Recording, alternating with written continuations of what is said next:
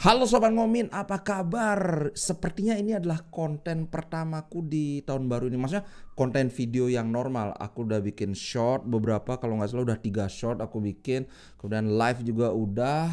Aku mau apa ya? Kemarin sempat aku bahas pada saat live. Di tahun baru ini tentunya ada beberapa resolusi. Aku juga sudah merencanakan beberapa perubahan untuk channel Ngomin. Tapi tenang saja, ini perubahannya itu akan secara bertahap dan perubahannya yang nanti akan lebih banyak dieksekusi itu kalau aku udah pindah rumah. Karena kalau sekarang bikin berubah ini berubah itu susah, Pak. Yang pertama mungkin sekedar ini aja, mungkin kawan-kawan sudah mulai menyadari aku akan memperbanyak konten-konten short.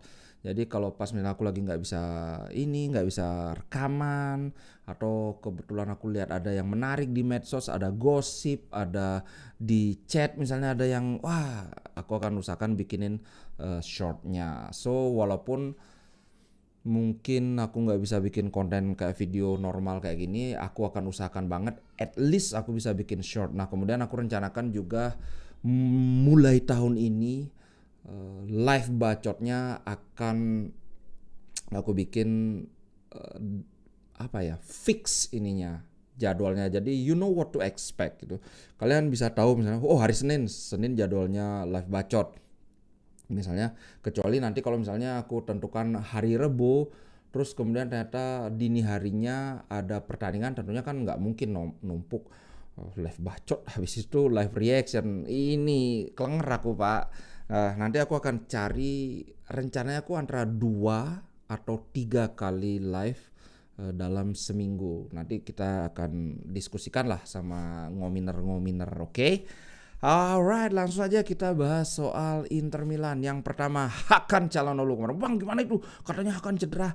Enggak cedera. Orang cuma demam aja. Dan sama seperti Fratesi, demam hanya slight fever. Slight itu artinya sedikit.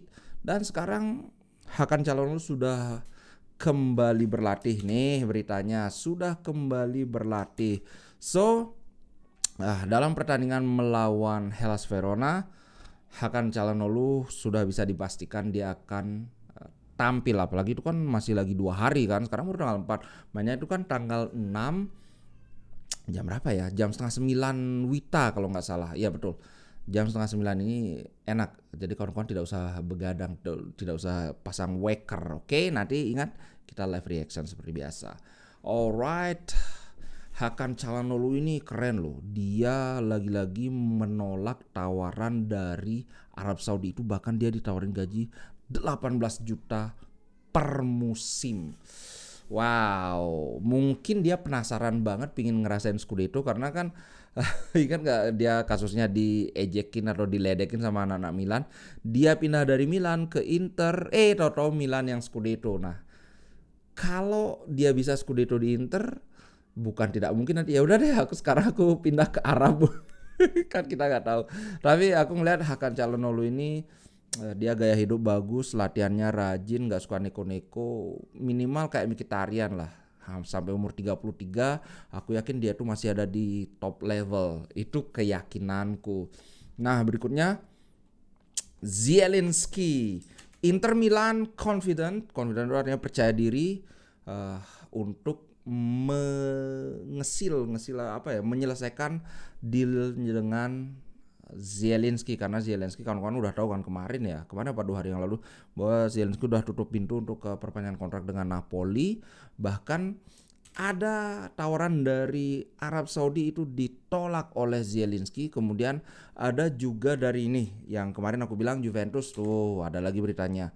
Juventus tried to test the water contacting the player's agent, tapi Bianconeri failed to make a breakthrough. Nah kemarin kan aku bilang hati-hati dengan Juventus karena kayaknya Juventus ini akan benar-benar apa istilahnya ya, kayak habis-habisan sekali untuk mengambil Zielinski karena Pogba udah nggak bisa main. Dan mereka aku sempat bilang bahwa tradisi Juventus itu kalau aku tidak salah ingat mereka selalu punya lini tengah yang sangat kuat. Nah sekarang mereka berusaha mengembalikan tradisi itu dengan mengambil Pogba, tapi ternyata Pogba udah cedera, habis cedera kena skorsing. Nah, tentunya mereka harus ngambil gelandang tengah yang kuat.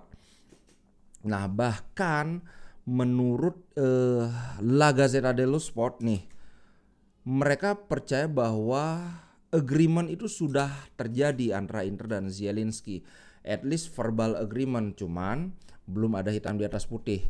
Nah, buat kawan yang mungkin belum tahu, pemain yang sudah kontraknya tinggal 6 bulan di transfer musim dingin ini dia sudah bisa taken pre-agreement dengan klub lain gitu loh. Ini memang aturan di mana-mana sama. Kalau sebelumnya kan enggak boleh ya, kalau mereka cuma ngomong bicara aja gimana caranya ngelarang kan enggak bisa. Tapi untuk hitam di atas putih dengan sisa kontrak 6 bulan dia sudah bisa. Nah, aku harap sih Inter enggak apa ya, tidak menunda-nunda, langsung buru terus biar aman. Bila perlu musim panas belum mulai kita udah punya pemain yang ini, sudah punya pemain yang pasti di lini tengah karena Mkhitaryan udah makin tua. Beberapa pertandingan terakhir kan kemarin dia lawan Genoa nggak begitu bagus, walaupun ya mungkin itu cuma tumben aja dia nggak bagus kan, kedepannya belum tahu. Mkhitaryan ini ada wawancara yang menarik dari Mkhitaryan, tapi nanti dulu ya, aku mau gini kan si Tajon Buchanan dulu. Si Buchanan tadi aku udah ini kan shotnya bahwa dia sudah mendarat di Itali untuk medical test, nggak ada masalah. Ini dia, aku liatin dikit aja tuh. Nah itu dia ya, halo so aman Buchanan. Aku udah chat juga, gimana bro bapaknya udah bang, udah beli, aman beli, tenang beli. So masalahnya adalah kemungkinan lawan Verona dia belum bisa main. Baru kemungkinan loh ya, karena dia kan non Uni Eropa kan, dia dari Kanada walaupun sebelumnya main di Belgia. Mestinya dia ada dari paspor. Kalau paspor Eropa itu aku kalau nggak salah dulu namanya ada Schengen visa. Satu karena ada European Union itu kan, nggak mesti satu persatu itu apply visanya, bisa satu visa untuk semua negara Eropa. Itulah aku nggak ngerti, kita lihat aja nanti apakah dia udah bisa main atau enggak. So Buchanan aman, kemudian Lautaro, perpanjangan kontrak Lautaro aman. Targetnya adalah by the end of the month, artinya pada akhir bulan ini, sebelum akhir bulan ini sudah kelar. Nah, sebelumnya kan ada katanya Inter ingin menjadikan Lautaro sebagai pemain dengan gaji tertinggi di Serie A. Tapi ternyata Napoli berhasil memperpanjang kontraknya Osimhen dan dia dapat berapa, 10 juta lebih gitu. Kayaknya nggak bisa. Kayaknya Inter nggak bisa ngasih gaji lebih tinggi dari Osimhen. Kalau di sini sih dikatakan bahwa gajinya Lautaro itu akan mencapai 8 juta bersih sebelum bonus. Nah bonusnya ini kayak gimana? Nggak tahu. Tapi katanya kalau sama bonus itu akan mencapai 10 juta bahkan bisa lebih. So Lautaro aman lah ya. Siapa yang mau beli Lautaro ntar dulu dah. Lautaro sendiri juga sudah 2 kali menolak tawaran dari Arab Saudi. Sebelumnya juga dia sudah menolak tawaran dari Barcelona. Padahal waktu itu ada kesempatan untuk bermain dengan Messi tapi dia tolak. Semoga Lautaro aman. Oke, Mkhitaryan ini nih. Ini ada kenapa aku akan lumayan panjang ngomongin Mkhitaryan karena dia ada poin-poin yang menarik ini. Salah satunya adalah I'm sorry for Fratesi. Aku menyesal untuk Fratesi, dia bilang gitu. Nah, apa sebenarnya? Kita lihat ini. Dia menyoroti soal Allegri. Kalau kawan-kawan mungkin ada yang nggak aware, Allegri itu selalu bilang dari awal, bahkan dia bilang bahwa wah nggak, kami nggak ini juara, kami bukan kandidat juaranya itu Inter dan mungkin Milan. Nah, Acerbi mungkin dia agak kesel karena kawan-kawan tahu kan ya, Acerbi sempat ngomong, wah kalau mereka bilang Inter kandidat juara, lihat saja Inter itu bisanya cuma ngambil pemain gratis, sedangkan Juventus mereka sudah menghabiskan berapa, 200 juta apa berapa itu, 100 juta kayaknya untuk membeli pemain. Nah kemudian ditanggapi dengan kalem aja sama si Allegri kan. Nah kemudian Mkhitaryan juga menimpali, dia bilang begini, Inter lawan Juve ini adalah perlombaan untuk mencapai gelar dengan 20 pertandingan tersisa. Tujuan kami itu sudah jelas sejak awal, kami ingin bintang kedua. Nah, sedangkan kalau Juventus kan mereka bilangnya nggak ingin, nggak, kayaknya kami nggak akan dapat Scudetto, kandidat terkuatnya itu Inter Milan. Nah, dia bilang gini, pernyataan Allegri itu adalah strategi. Mereka ingin memberi tekanan kepada kami dan AC Milan, tapi mereka juga mengincar title, mengincar gelar juara. Ya iyalah, Juventus kan mereka ndak main di Liga Champion, main cuma di mana nih, Coppa Italia. Nggak mungkin mereka nggak ngincar juara, nggak mungkin. Apalagi dengan pembelian mereka yang lumayan jor-joran. Ada di sana kan Vlahovic, tapi Vlahovic kan dari sebelumnya dia ngambil Weah, akhirnya Weah cedera sih. Kemudian Pogba, kemudian siapa lagi itu?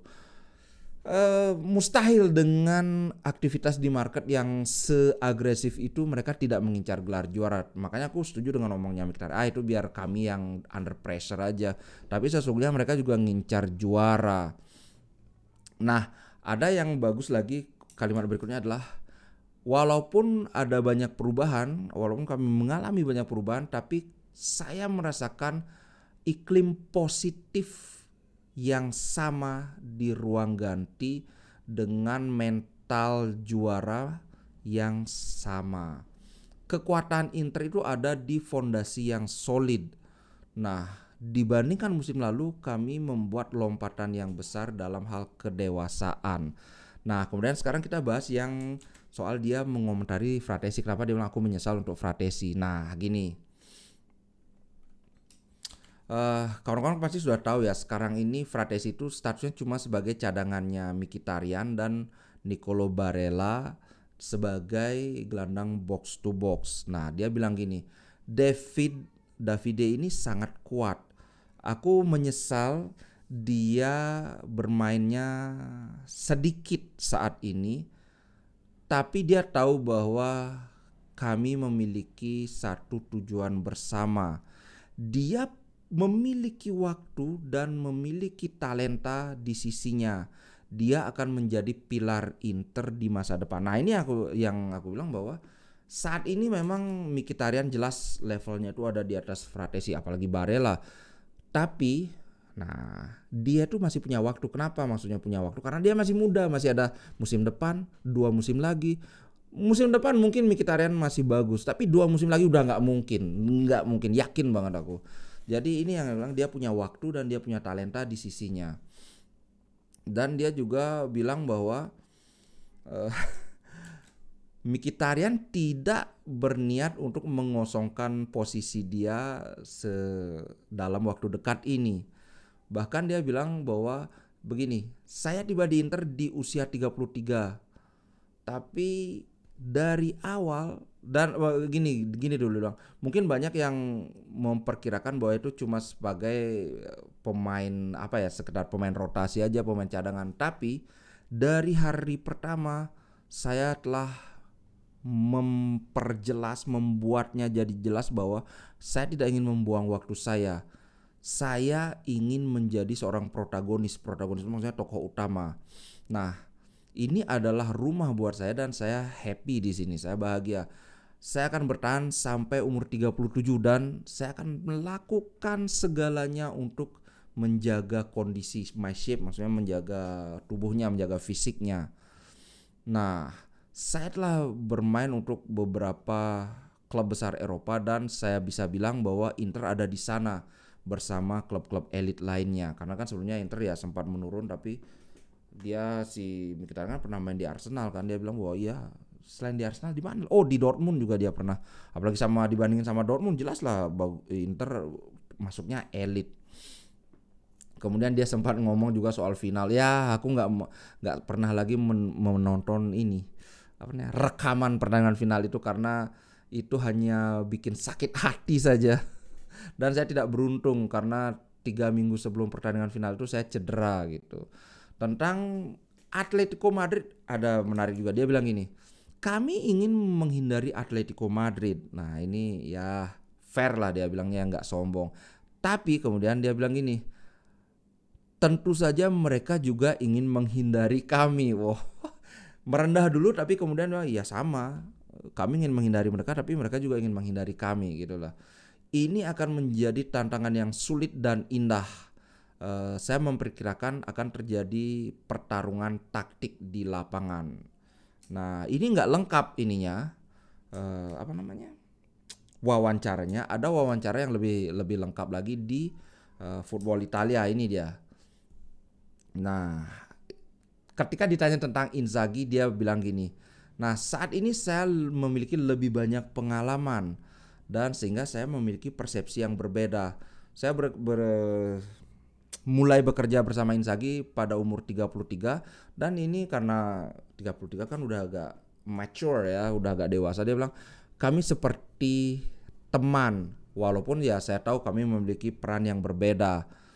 Aku bisa mengatakan bahwa dia itu formidable, itu maksudnya layak diperhitungkan, sangat layak diperhitungkan, dan kalian bisa lihat dari style cara bermainnya. Nah, kemudian tentang Marcus Thuram ini. Apakah Marcus Thuram mengejutkan Apakah Marcus Thuram mengejutkan Miki? Dia bilang enggak. Karena itu sangat jelas betapa komplitnya dia sebagai seorang pemain. Dia adalah apa yang kami perlukan. Saya telah bermain dengan banyak striker hebat dari Aubameyang hingga Lewandowski dulu di Dortmund. Kalau nggak salah mereka pernah bersama. Dengan teknik dia, Marcus itu cut from the same cloth, itu maksudnya ada di level yang sama dengan pemain-pemain yang disebutkan tadi tuh, Aubameyang, Lewandowski, apalagi Aubameyang sekarang udah menurun kan. Nah, kemudian terakhir tentang Lautaro. Apakah Lautaro Martinez adalah kapten yang sempurna untuk Inter? Dia bilang gini, dia memakai armband itu maksudnya ban kapten itu di musim ini. Tapi sesungguhnya dia telah menjadi kapten dari musim sebelumnya. Dia telah menjadi pemimpin. Setiap dari kami semestinya bisa seperti dia, menjadi poin referensi di setiap pertandingan, karena dia tidak bisa selalu decisif di setiap pertandingan. Nah, ini mungkin menyenggol sedikit ketika Lautaro absen kayak gini. Maksudnya semua itu harus step up, karena nggak mungkin terus-terusan mengandalkan Lautaro, karena Lautaro bisa saja lagi underperform atau kayak sekarang yang paling parah lagi cedera kan. Nah, syukurnya Arnaud Taufik terlihat mulai bangkit. Nah, yang belum bangkit cuma Alexis Sanchez nih. Aku sih berharap yang penting Alexis Sanchez kalau dia tidak cedera, aku masih tetap percaya bahwa dia bisa bangkit. At least ya kalau menjadi sekelas Lautaro enggak, tapi at least dia bisa ketika dia masuk ke lapangan, serangan kita tuh masih hidup gitu loh. Kalau sekarang kan Alexis Sanchez masuk ya aduh mati sekali ininya kan. Itu sih bro. Nah, sebenarnya aku ingin mengomentari soal beberapa Coppa Italia, tapi aku lupa. Aku kan sekarang mulai mengaktifkan channelku yang lagi satu yaitu Ngomla. Aku akan bahas Serie A di sana.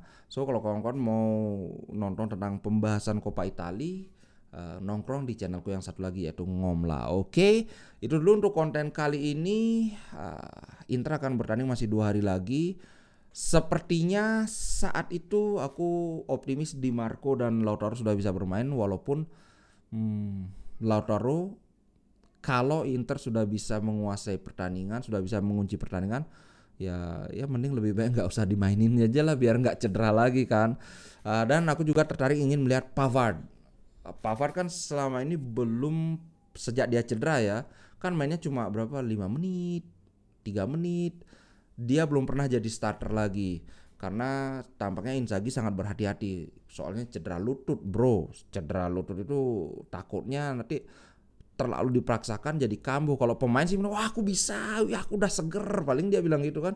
Tapi kondisi sebenarnya kan harus cuma bisa mengira-ngira aja gitu loh. Oke, itu dulu untuk konten kali ini. Semoga perubahan-perubahan yang berusaha aku hadirkan di 2024 ini menjadikan Ngomin ini ya lebih enak lah dinikmati. Kan ini sudah tahun berapa? Tahun ketiga aku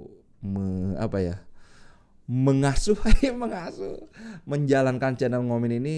Aku pingin biar progresnya itu tetap ada. Nah, tema dari progres, terus terang aja, tema dari progres yang ingin aku usung untuk saat ini, aku ingin mengepush di bidang quantity. So for now, quantity over quality. Untuk quality-nya mungkin aku belum bisa menjanjikan akan ada peningkatan kualitas, tapi yang aku inginkan itu adalah peningkatan kuantitas. Artinya lebih banyak video yang aku hadirkan, karena sekitar 3 minggu terakhir ya kayaknya aku banyak banget bolong-bolongnya nggak bikin konten.